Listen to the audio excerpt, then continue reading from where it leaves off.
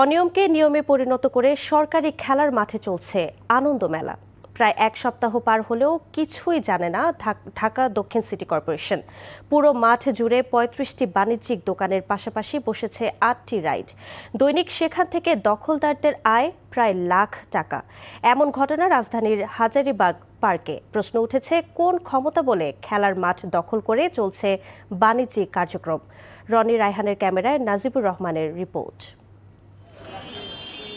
নগরীর হাজারীবাগ পার্কে চলছে ৩৬ জুলাই স্মৃতি আনন্দ মেলা।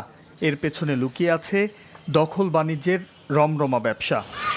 ঢাকা দক্ষিণ সিটি কর্পোরেশনের মাঠ নিয়ন্ত্রণ করছে ক্ষমতাসীন দল বিএনপির পরিচয়ে। পুরো মাঠে বসানো হয়েছে প্রায় ৩৫টি দোকান ও শিশুদের জন্য ৮টি রাইড। তবে এসব রাইড বা বিপণী বিতান বিনামূল্যে নয়। প্রতিটি দোকানের থেকে দৈনিক সংগ্রহ করা হচ্ছে ৮০০ থেকে ১৫০০ টাকা পর্যন্ত। রাইডের ব্যবসা আরও জমজমাট। প্রতিদিন ৭০ থেকে ৮০ হাজার টাকা আয়ের প্রায় ৫০% বেশি পাচ্ছেন মেলা কমিটি।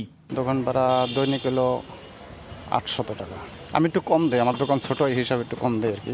মোটামুটি মনে করেন যে ৭০,০০০-৮০,০০০ প্রতিদিন আর একটু শুক্রবার হলেই মোটামুটি মনে করেন যে ১ লাখ টাকার মতন আসছে। ওটা 50 না, একটু হয়তো আরো কম আছে। আমাদের মাহাজনের সাথে কথা বলতে হয়তো।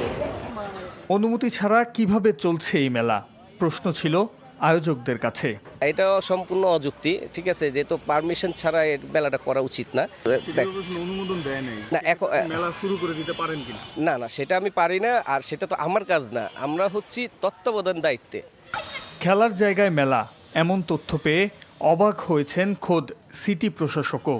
জানান দ্রুত সময়ে ব্যবস্থা নেবেন তিনি। এটা আমি তো এখনই ব্যবস্থা নেব এই ব্যাপারে, কারণ এটা তো আসলে ওইখানে অনুমতি ছাড়া কিভাবে চললো সেটা তাহলে কনসার্ন যারা আছে তারা সেই জবাব দিবে।